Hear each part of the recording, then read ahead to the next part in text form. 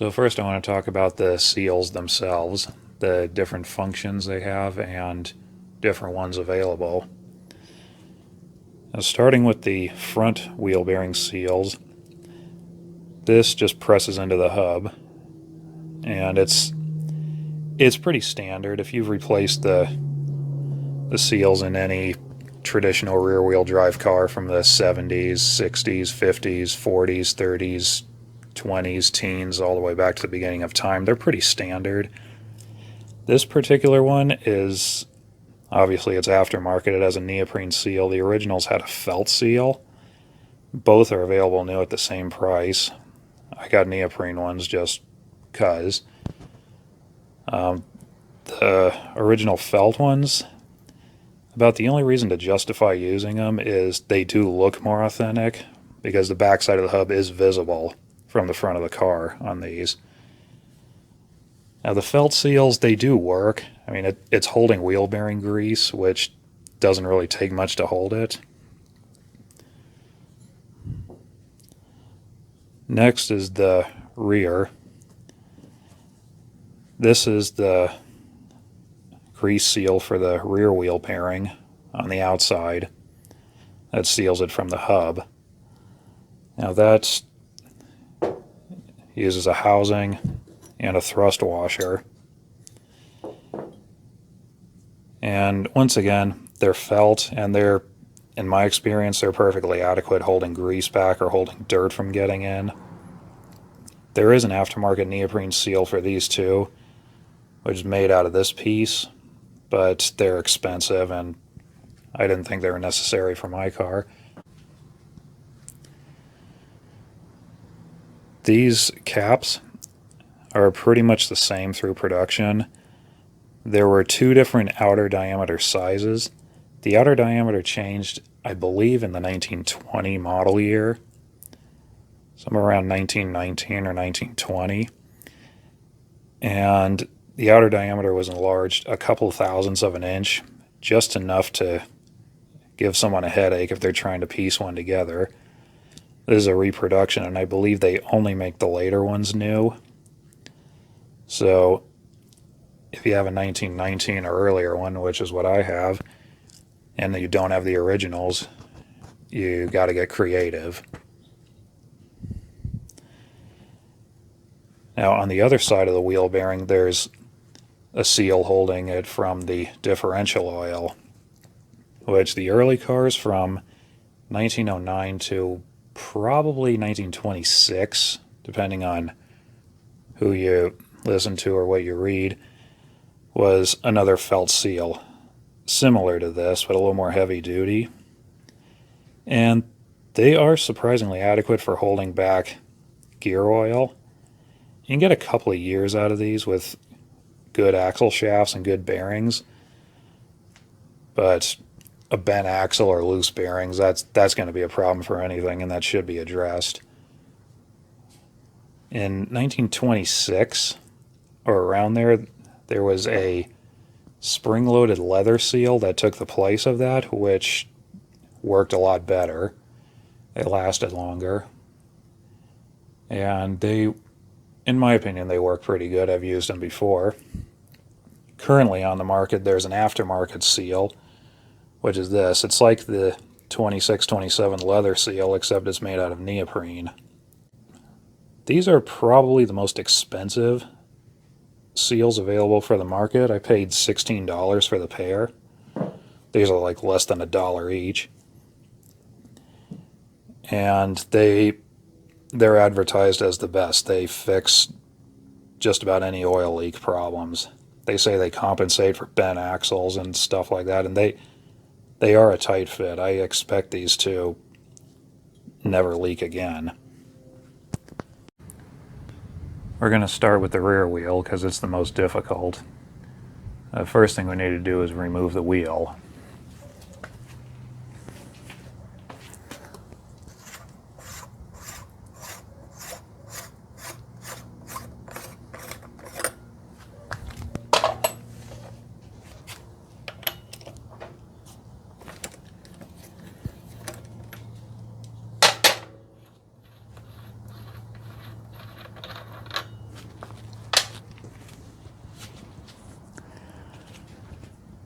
Now the hub fits on the axle shaft with a tapered fit, and normally they can seat on pretty good.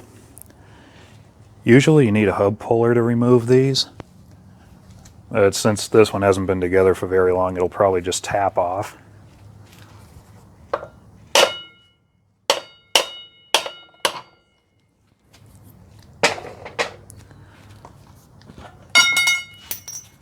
Oh, there goes the key.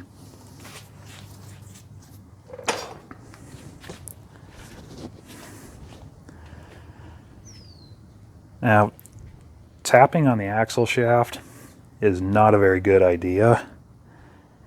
There are specific pullers for this job.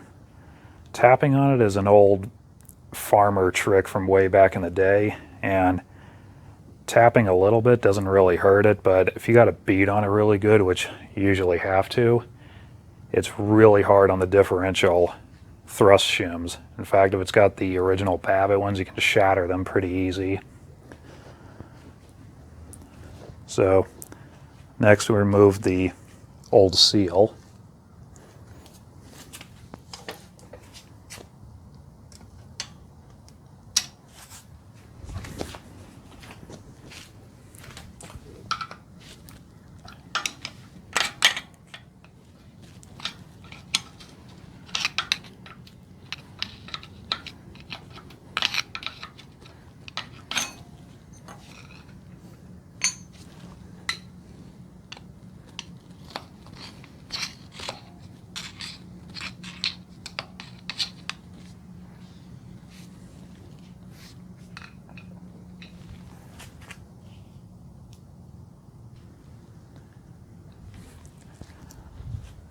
And next we remove the bearing.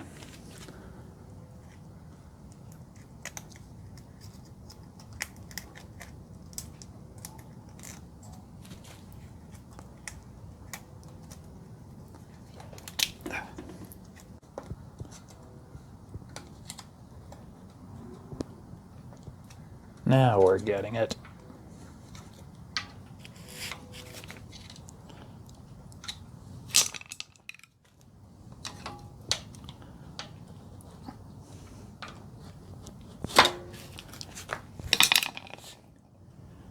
That's the wheel bearing.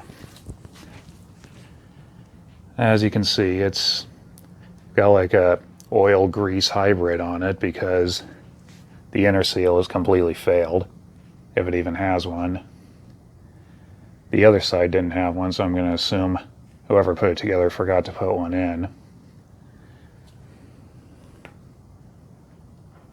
And once the inner seal fails and the gear oil gets in the wheel bearing grease, the outer seal just can't hold that back. It usually pours out and gets all over the brakes and the wheel and tire. Next we have to remove the wheel bearing race, and it's almost impossible to remove it without the right tools, but with the proper remover it's pretty easy, which is what this is. It has a spring-loaded plunger that goes in the oil hole on the race, and you catch it with that and you turn it, and it contracts the race, and you can usually twist it out.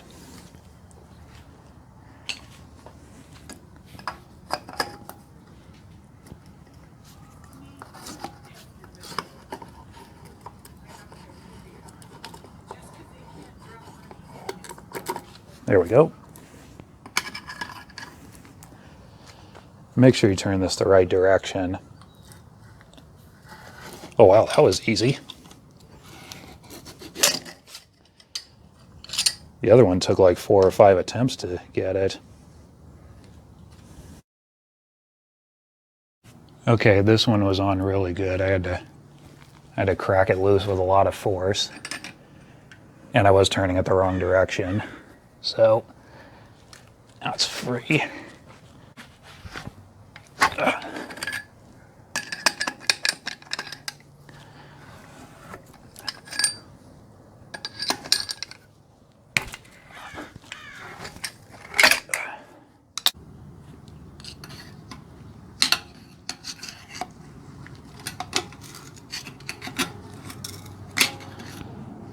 Okay, this one actually looks like it does have a seal in it. So, let's see if I can identify it and remove it. Okay, so I tried to remove the old seal. It was in there pretty tight. I tried fishing it out. I tried prying it. I couldn't really get it very far. So I tried hitting it with a hammer and a chisel to distort it so I could grip it. And all I did was push it into the housing. So it's like back in here somewhere. And I'm too tired to care about it right now, so I'm just going to put it together.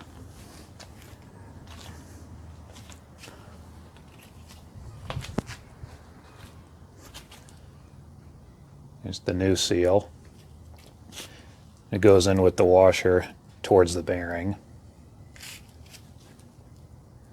I also made sure there was some grease on here so it doesn't go on dry.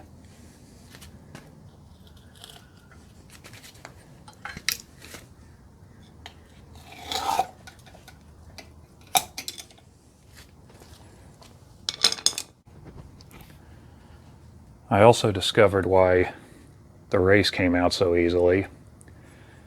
The bump for alignment on it, which has a corresponding hole in here, which is what holds it in, somebody's ground it off. So apparently somebody else was really tired of playing this game. It's also pretty worn out. It's pretty far undersize. So I found a better one in my parts box. That's what the alignment bump is supposed to look like. Also, there's two different kinds of these. There's a left and a right, and if you put the wrong one in the wrong side, the grease hole won't line up. Now, one trick I've learned to install these easily is just wrap them up with a hose clamp so they're compressed. So, when we put it in, you got to try to align the bump with the hole here. Sometimes you got to put them in about 2 or 3 times before you get it aligned just right. So let's try it.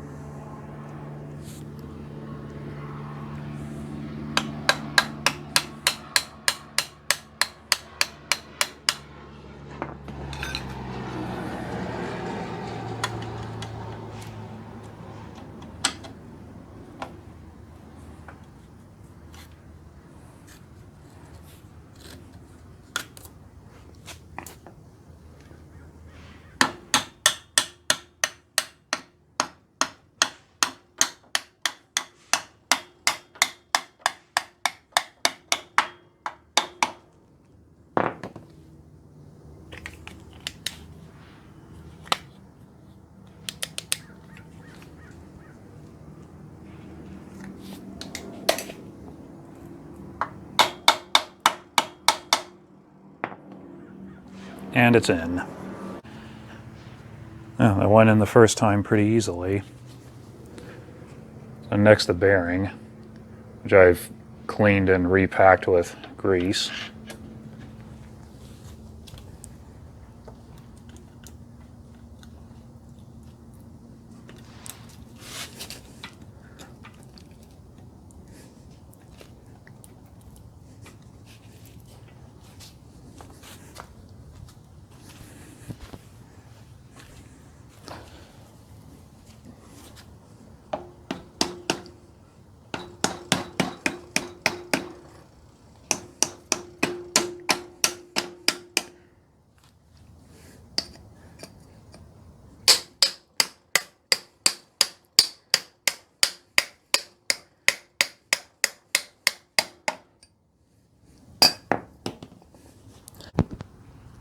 Okay, so hammering the bearings on is not the best way to treat them, but it's an even bigger worry if they just fall into place. So next the thrust washer, and then the felt seal.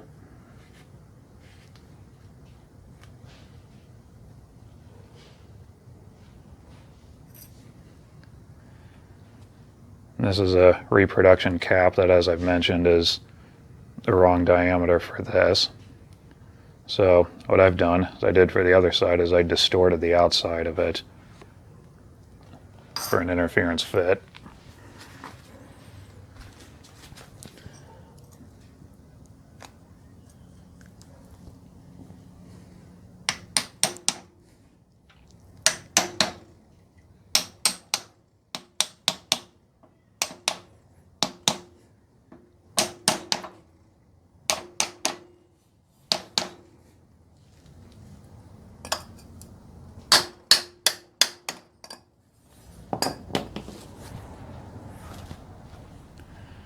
And that's that. It's back together. And it's time to put the wheel back on. And if you're wondering, no, I'm not going to drive it with no brake shoes. This is just so I can roll it around. I'm also not going to torque the nut down. So, put the key back in.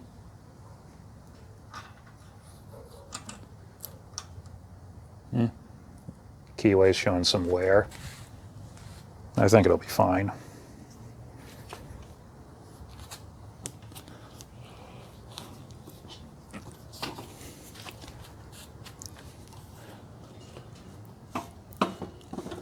Align the keyway. And there we go.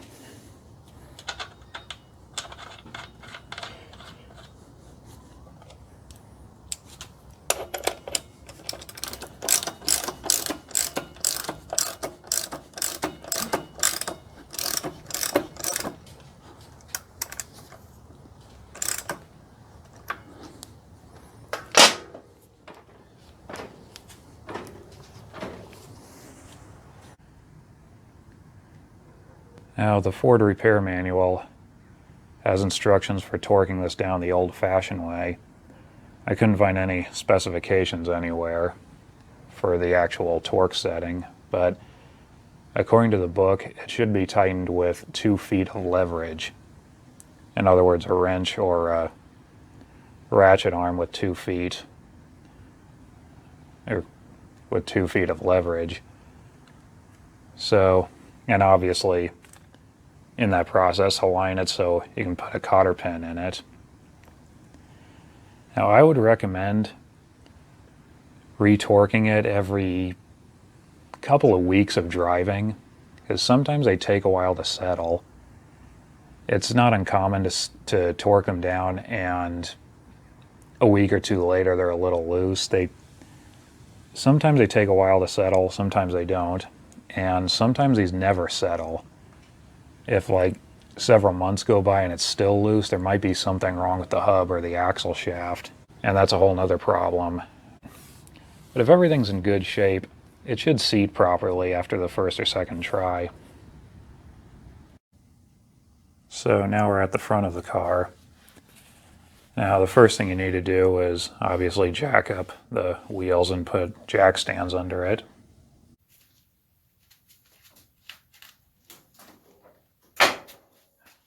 Now we'll start with removing the wheel.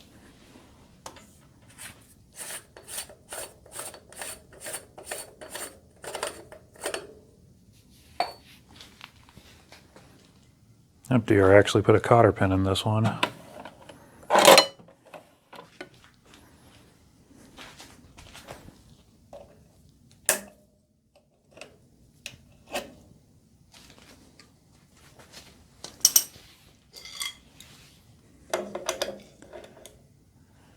First, the lock nut, which, by the way, the thread direction is opposite on each side. One's left-hand thread and one's right-hand, and I don't remember which is which.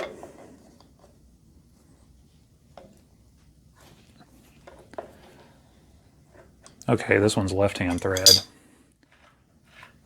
which means the left side must have a right-hand thread.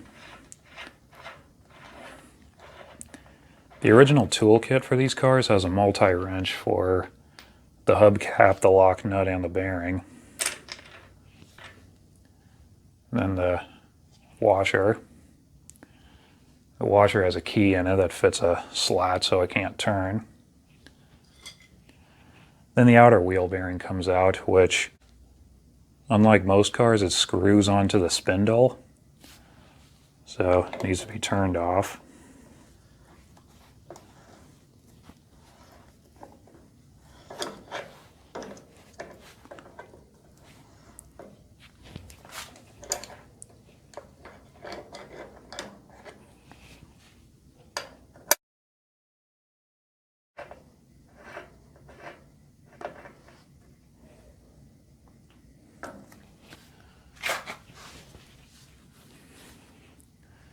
And then the wheel comes off.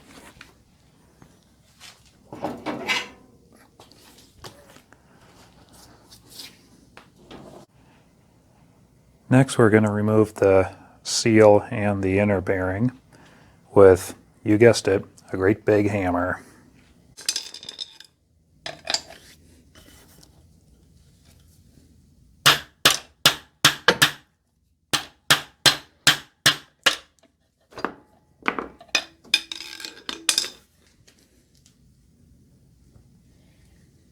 It went a little.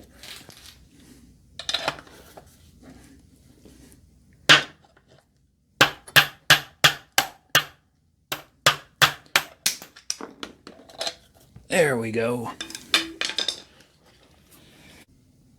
So while we're at this stage, I want to talk about a few production changes that one might want to watch out for. Now, from 1909 through, I believe, 1918, the front hubs used ball bearings. They're standard design like a typical car. The races are tapered, so they provide support and thrust against each other. And beginning in the 1919 model year, the TT trucks started using Timken roller bearings on the front hubs. This is from what I read off the encyclopedia. And beginning with the introduction of the demountable rims, which is what these are, which was sometime in 1919, these were all standard with Timken roller bearings, and they later became standard for all Ford cars, I believe in 1925. Now, why the upgraded bearings for cars, I don't know, because the ball bearings were grossly overbuilt at that, and these are even more heavy duty yet. That's what the later one looks like. I don't have an example of the early ball bearing ones around here, but the way you can tell it's a demountable rim is obviously this rim bolts onto the wheel with 4 bolts. This other piece right here is the felloe. That's part of the wheel. And what that means is you can take the bolts off, the tire and the rim come off the wheel, which makes replacing a flat tire much easier.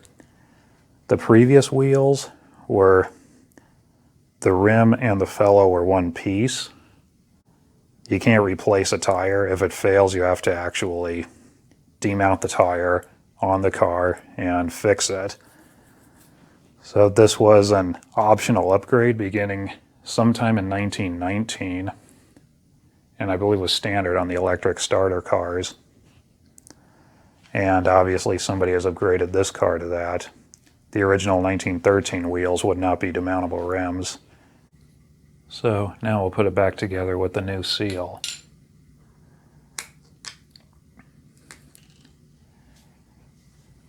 Now, it is kind of a standard rule to repack the wheel bearings whenever you mess with them.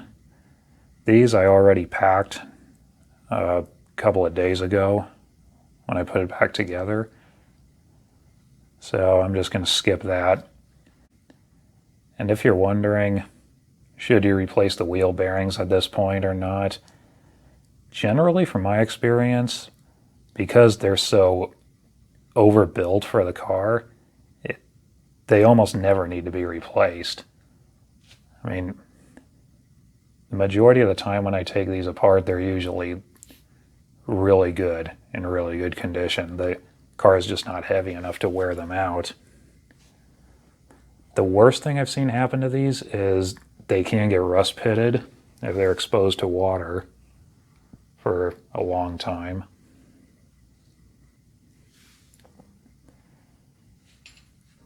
And because of how heavy duty they are, they're very forgiving. If you don't pack them just right, they can still last. The one way you can really ruin these bearings, and no, I never did it, I've had to try to help people that have done this, is clean the bearings or buy new ones and put them together with no lubricant of any kind, just dry, and over tighten them. What happens is after a good long tour, the bearings can get so hot they can weld themselves to the hub, or just gall up enough to really destroy everything, and it's a fight just getting the wheel off, and you can destroy a hub. And on these artillery wheels, the hub is actually part of the wheel, which means if you find a new hub, you got to rebuild the wheel again, and that's a big hassle. So make sure the bearings are packed with grease at all times. There's no real special procedure for these, you just pack them like you would any other wheel bearing.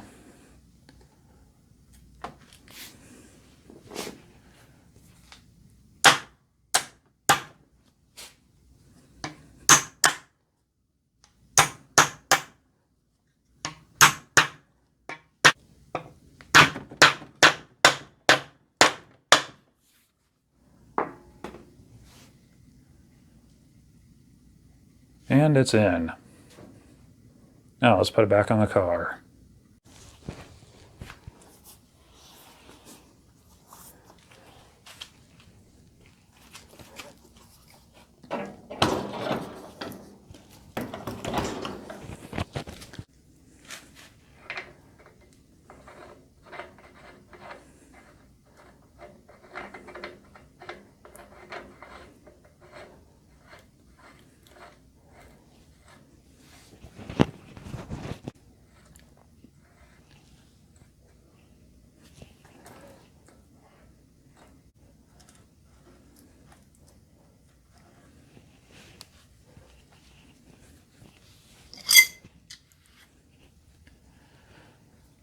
Now, according to the repair manual, the bearing's supposed to be tightened to the point where it's tight enough to remove the slack.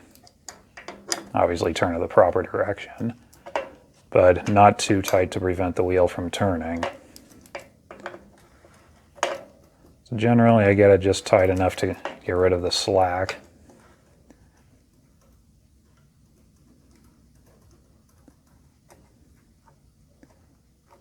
And it's pretty good. And it'll get a little tighter with the jam nut on it. And next the washer.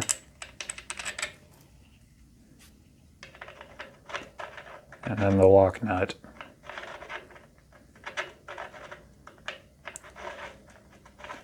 I don't know if I've been calling this a lock nut or a jam nut, but whatever, it's going on now.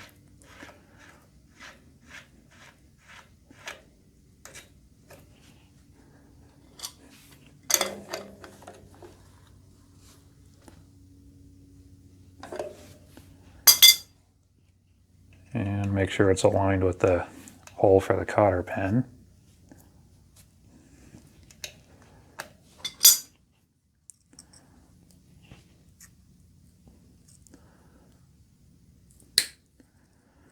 Of course, word of advice, don't try to reuse the old pin like I'm doing. Just get a new one. A box of them is really cheap.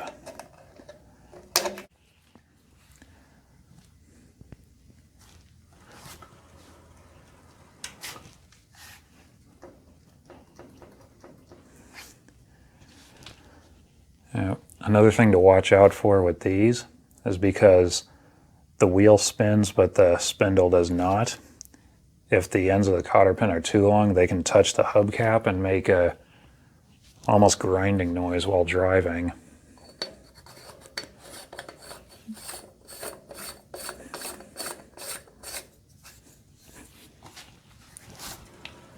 And it's done. Well, that was a lot of fun. So, until we meet again, happy motoring.